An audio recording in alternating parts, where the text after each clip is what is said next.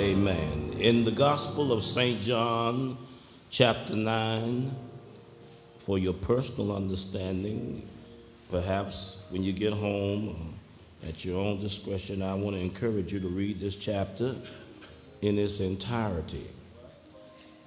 But the verses that I want to read are verses 8 through 11, the 9th chapter of the Gospel of St. John. St. John chapter 9, verses 8 through 11. The neighbors, therefore, and they which before had seen him that was blind, said, Is not this he that sat and begged? Some said, This is he. Others said, He is like him. But he said, I am he. Therefore said they unto him, How were thine eyes opened?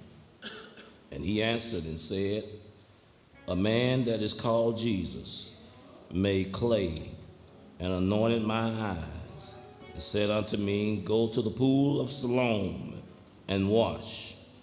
And I went and washed, and I received sight. Amen. I want to talk from the subject, Jesus did it. Jesus did it. Amen. Jesus did it. Thank you, Urshas. Bless you all. This particular record of this blind man is found only in John's gospel.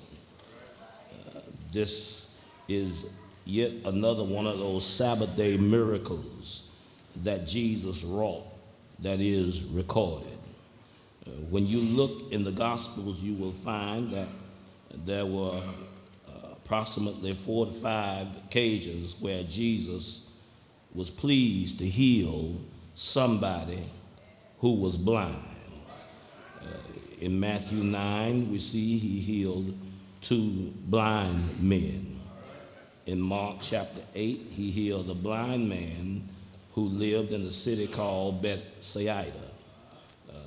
In Matthew, Mark, and Luke, they all three talk about another blind man that Jesus healed by the name of Bartimaeus.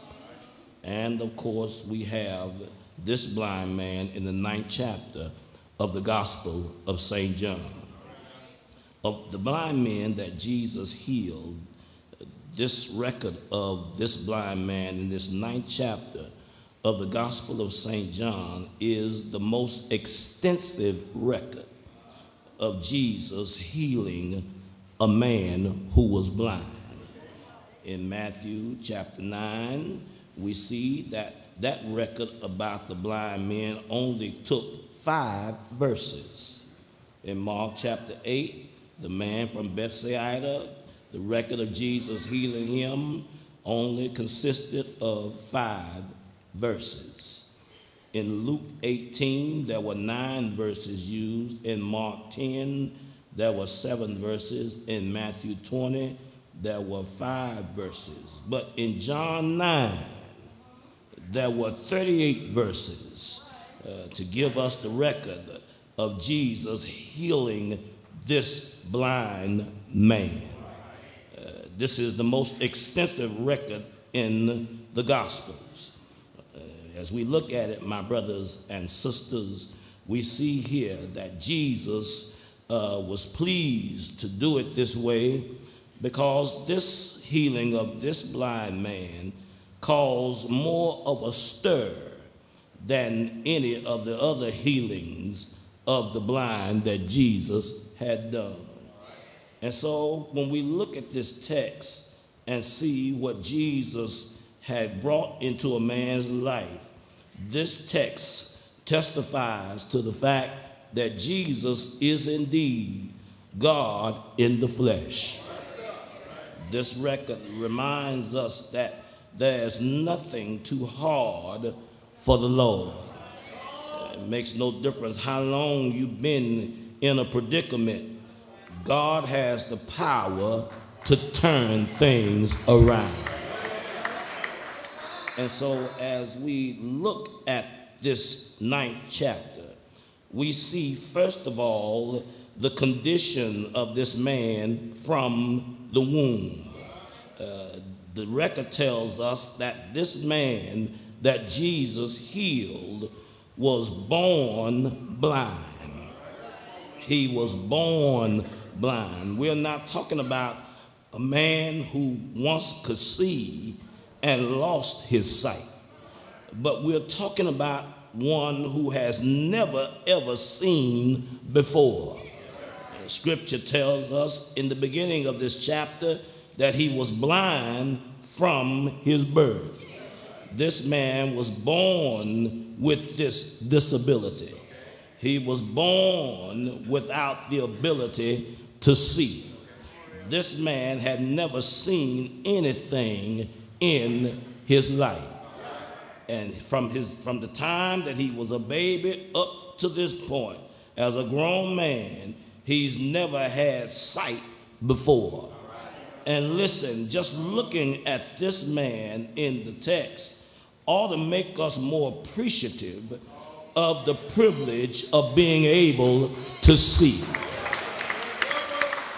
Don't take the common mercies that you and I enjoy for granted.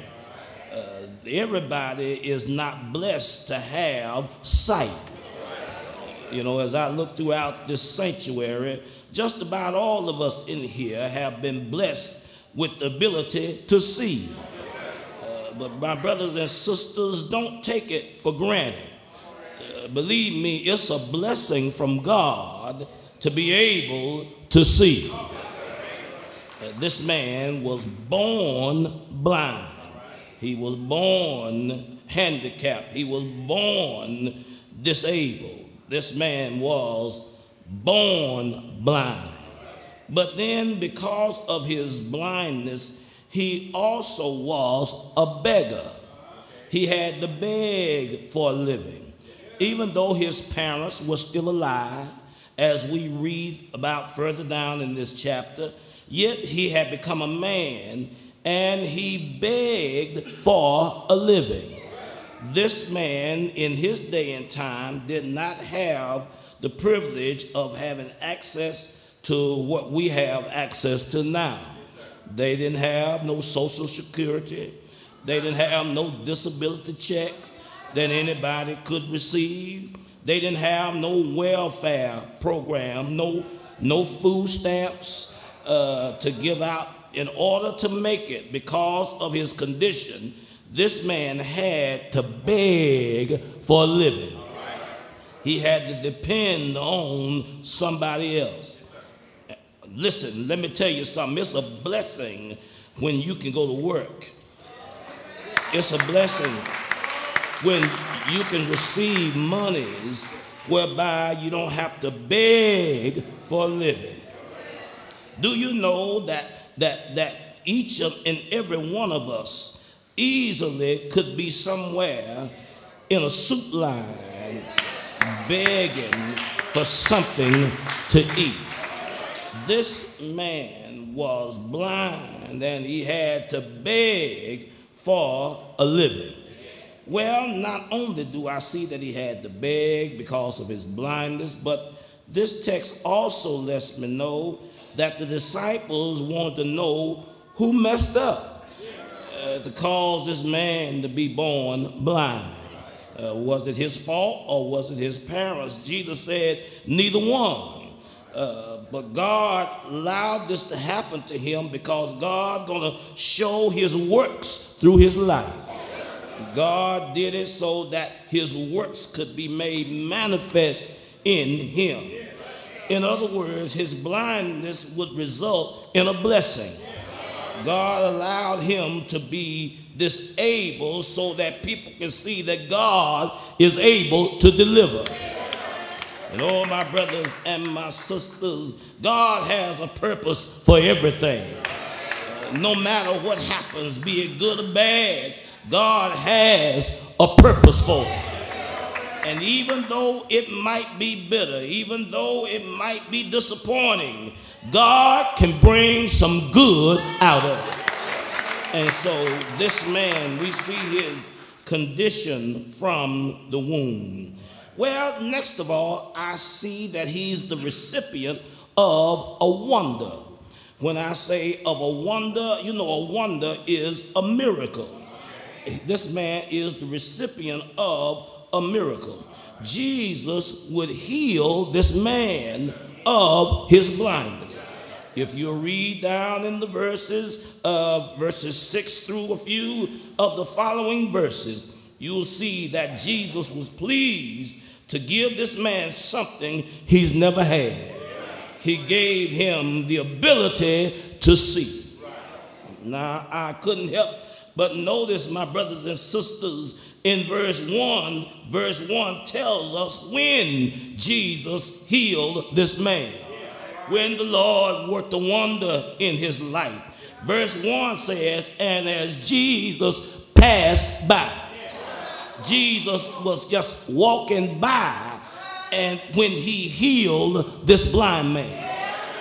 Now, I must admit, I saw something about Jesus passing by on this occasion that I've never seen before. This verse 1 comes on the heels of what is mentioned in the 8th chapter and the last verse of chapter 8. Verse 59 tells us that Jesus was in trouble. Of John chapter 8, those religious leaders had picked up stones to throw at Jesus. Their goal was to stone him. Verse 59 says, but Jesus hid himself and went out of the temple, going through the midst of them, and so passed by. That's verse 59 of John chapter 8. Verse 1 of John chapter 9 said, and as Jesus passed by, he saw a man who was blind from his birth. Jesus had run out of the temple, getting away from the rock throwers. And as he was passing by, he saw this blind man. And even though folk were after him, he stopped long enough to heal this blind man. That lets me know even when folk get messy, even when folk give you a hard time, always take time to do some good for somebody. Don't let mean people cause you to become negligent in doing what God has put before you to do. Yes, he did it on the run. He did it even though his life was in danger. He did it in spite of hypocrites in the temple. He stopped long enough to heal a man who was born blind. As he passed by. That's what the text said. And then the way Jesus did it, his method, the record said, now based upon the text, you don't hear the blind man asking Jesus to do anything. But the Lord took the initiative. God gave him something that he did not verbally ask him for. And I want to ask y'all a question. Has God ever done some good things for you that you didn't even ask for? That's how gracious he is. That's how good he is. That's how loving he is. He'll bless you with blessings that you didn't even ask for. Yes, the record said that the Lord stopped, and the way Jesus would heal him was a little different from the way he had normally healed blind folk. On most occasions, he just said, receive your sight, and immediately they could see. Am I right about it? But on this occasion, he spit on the ground and made clay from the spittle and put it on the man's eyes. Are y'all listening to me? Yeah, the Lord blessed him with spit and clay, spat on the ground, made mud out of it, and put it on the man's eyes, and told him to go wash in the pool of Siloam. That's all Jesus said. Now, here's the thing. This man would be blessed by the way the Lord did it. And that leads me to tell you, don't try to tell God how to bless you. Quit trying to orchestrate how God bless you. Don't try to dictate to God how to give you a blessing. God knows how to bless you better than you know. If you know, why don't you do it? Are you listening to me? If you can do it so well, why you need God? If you know more about it, why you bothering God? Leave it up to God how he bless you. He's all wise. He's all knowing. He knows what's best for you. I concur with the songwriter when they said, anyway, you bless me, Lord, I'll be satisfied, because he knows best. He spat on the ground, made clay, and put mud on the man's eyes. And oh, he told him to go wash in the pool of Siloam. I wish y'all could have seen him making his way to the pool of Siloam. He found it and he put his face in, and he had to wash the mud out of his eyes. Oh, what a tragedy it would have been if he had never went to the pool. He would have kept walking around with mud on his eyes. Could it be the reason why some of us haven't received our breakthrough? We're walking around with mud on our eyes. Anytime you won't do what the Lord said do, you got mud on your eyes. Are you listening to me? And it's something uncomfortable. There's something unethical about walking around with mud on your eyes. The mud on your eyes should not be permanent. This was not permanent for this man. This was only temporary. And he had to follow through with what the Lord told him. He didn't go to the pool and just put his feet in the water. He didn't just put his hands in the water. He had to put his face in the water. And because he obeyed, Jesus opened his eyes. And I stopped by to tell you there's a blessing in being obedient. When you do what God said, God will cause blessings to overtake you. Am I right about it? Well, this man received a wonder. He has received his sight. God has opened his eyes. Look at him now. He can see for the first time in his life. Oh, look at him. He's looking around. He's seeing stuff he's never seen before. Oh, what a blessing. God has done something for this man. Jesus has given him his sight. Look at him, look at him. Looking at the clouds, looking at the sky. Look at him, looking at flowers. He's only heard about them, but now he can see them. He sees what people look like. He's looking at all shapes and sizes of people. He's looking at tall folk, short folk. Are y'all praying with me? He can see. He now sees where they worship. He's never seen. He may have been in there, but he never seen it. But now he can see what it looks like. God has blessed him with a wonder. God has worked wonders in his life. Well, that leads me to my third point. As I look at him, he became a witness. Yes, he became a witness. Beginning in this 8th verse, when you read down through several verses, you will find that there were some folk that got to talking. There were some people who started talking, said that ain't that the fellow that sat by the road begging, that sat by the street here begging? Somebody said, well, it kind of looked like it. And he heard them talking. And he said, I am he. So you the man? I said, yes, I'm the blind man. Said, well, how did you get your sight? He said, Jesus did it. A man named Jesus made clay. He spat on the ground, made clay, put it on my eyes, and told me to go wash in the pool of Siloam. And I did what he said, and voila, I could see. He blessed me with my sight. And they said, well, where is it? He said, I don't know. I don't know. I don't know where he said. Well, come on with us. We need to take you to somebody. The record said they took him to the Pharisee because what happened to him happened on the Sabbath day. Are you listening to me? And they're thinking what the Pharisees done told them, you ain't supposed to be healed on the Sabbath day. Isn't that messed up? They have a rule saying that ain't nobody supposed to be getting no healing on Sabbath day. Yeah, that was their rule. That wasn't God's rule.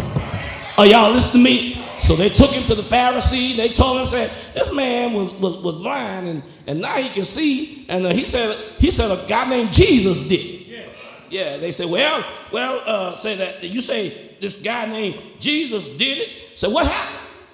Said, he spat on the ground, made clay, put it on my eyes, told me to go wash. I went and washed, and I could see. And they said, well, now listen, look here, let me tell you something. This man is not of God, because he healed you on the Sabbath day. And, some of them say, well, now wait a minute. Say, Reverend, he is healed. It's a miracle. How you gonna dispute a miracle? The verse said there was some division among them. And then they asked the man, say, well, what you got to say about it? This man that you talking about gave you your sight. Say, well, to me, he must be a prophet. And so they said, well, now, wait a minute. We don't know about that, but I tell you what, this is what we're going to do. He must be a sinner. He must be a sinner, so because he healed on the Sabbath day. So you're going to give God the praise because this man is obviously a sinner. And so the man spoke up in verse 25. He said, look, whether he be a sinner or not, one thing I do know, I was blind, but now I see. You call him whatever you want to call him, say whatever you want to say about it. I know what he did for me, and you ain't gonna get me to change my story. You can call him whatever you want to call him, say whatever you want to say. He blessed me to see, and I'm not going against that.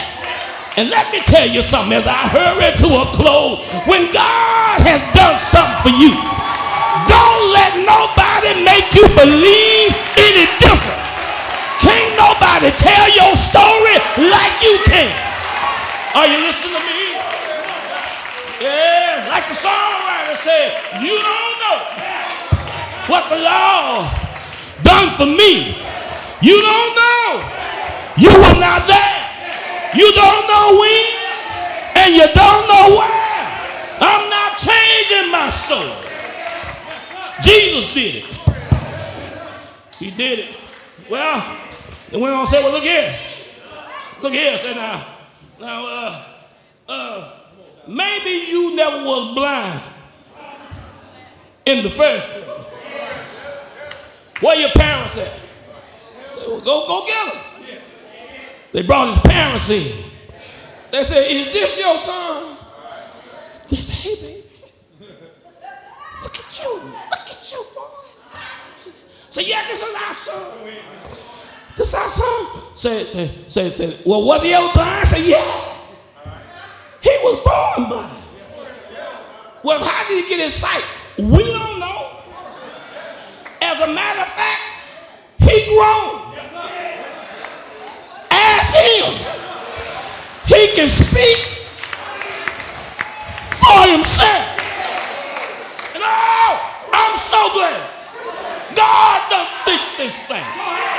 That can't nobody speak for you. Can't nobody answer for you. You got to tell your own testimony. Are y'all listening to me? You tell it. You know your story. Nobody know your story like you. Nobody know what you've been through. I know we mean well when we tell folk, baby, I know what you're going through. No, you don't. You don't know. You don't know all I'm going through. But the Lord knows. And you can't tell my story. And you get in trouble sometimes trying to tell somebody else's testimony. You got to testify for yourself. They said, look here, he grown. He's a grown man. Ask him. And they said to myself, we ain't gonna get in no trouble. Because we don't want them to kick us out of the church. So they said, ask him. And so they went to him and said, now what did you say he did? Man said, look, I done already told you. I done already told you what happened. Now, if this man was a sinner, he wouldn't have been able to do what he done for me. If he wasn't right, there's nowhere in the world he would have given me my sight. It's got to be something to him. There must be something special about it. Because I can see. I've already told you my story. My story is not going to change. I said what I meant. And I meant what I said. Have I got a witness here? And so they say you're going to try to tell us something about sinners. You were born in sin yourself. And you're going to try to tell us. And they kicked him out the church. That brings me to my final point.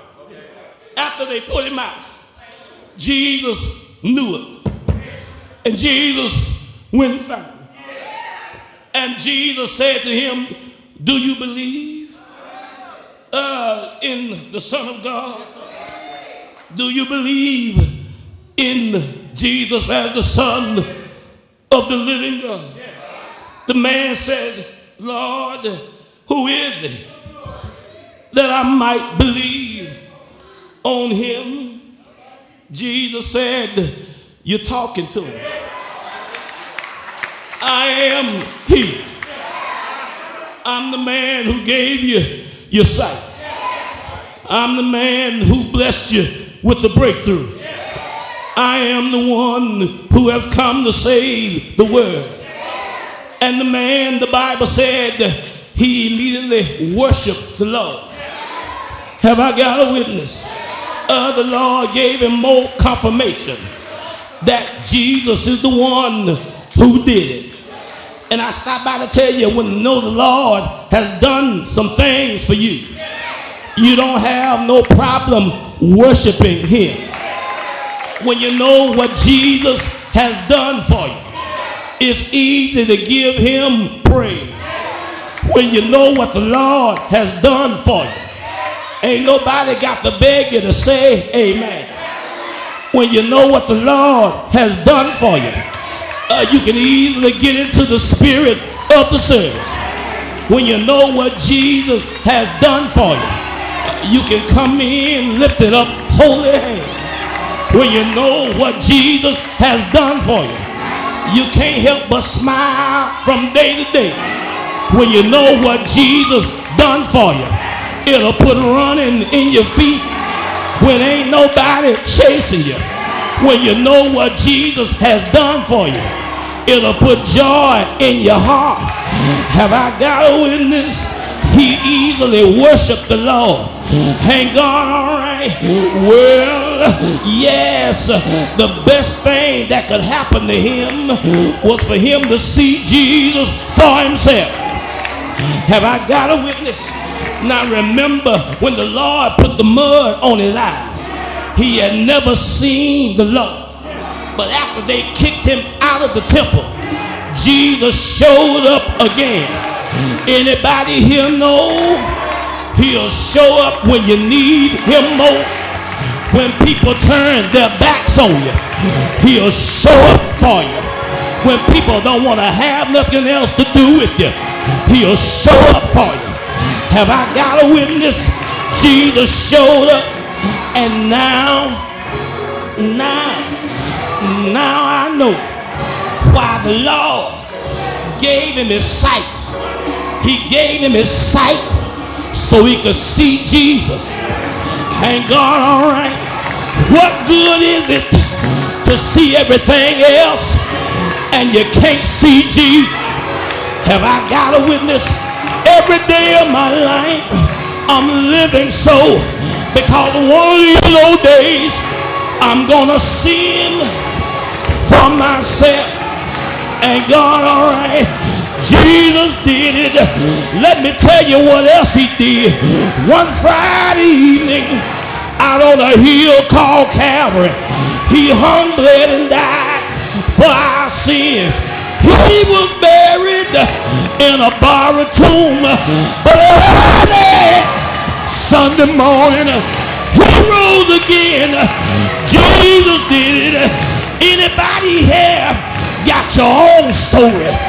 What the Lord has done for you? Ain't he been good? Yeah, yeah, yeah, oh yeah.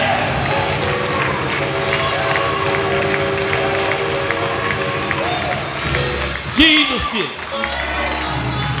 God bless you. The doors of the church open.